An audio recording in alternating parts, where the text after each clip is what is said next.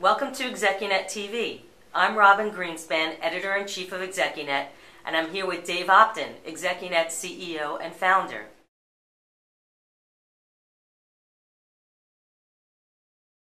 If you're not hearing back, why do you suppose that is? It's because there's no interest there, either because they haven't looked at it or they're just deluged with this stuff, particularly in the market as we've seen over the last couple of years.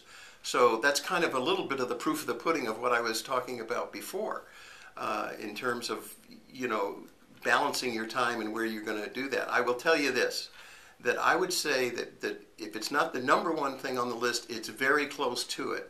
In all of the years that Execunet has been around, in terms of the number one frustration on the part of members who are seeking to make a change. And I think part of the reason for that is because in times past, and most of the folks who are in the market in the last, say 8 or 10 years, this is the first time they've been doing this in a long, long time.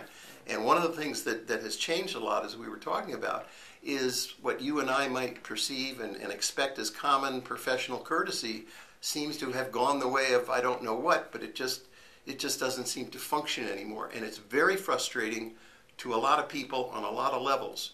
I can't change that, but we do spend a lot of time trying to help people understand that we're not condoning it, I'm just reporting it, but it's important to understand that from an expectation point of view, because otherwise it's very easy to fall into a trap that like, wow, I send these things out, I don't hear anything back, there must be something wrong with me. And that's just not the case.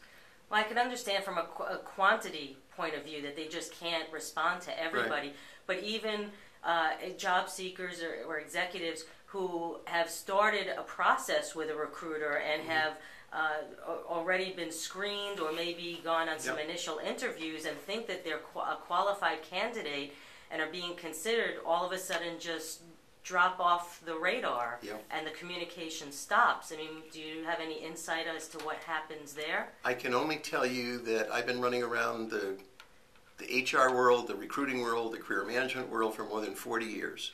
And technology, to the contrary notwithstanding, that hasn't changed.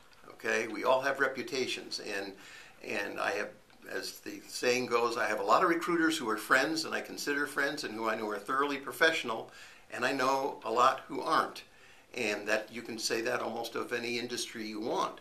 It's just that when you're focusing your efforts and concentrating them, and this keeps happening and happening and happening, you just get madder and madder and madder. But the fact of the matter is it's been that way. The recruiting industry is aware of this, by the way. It's not like it comes as a great surprise.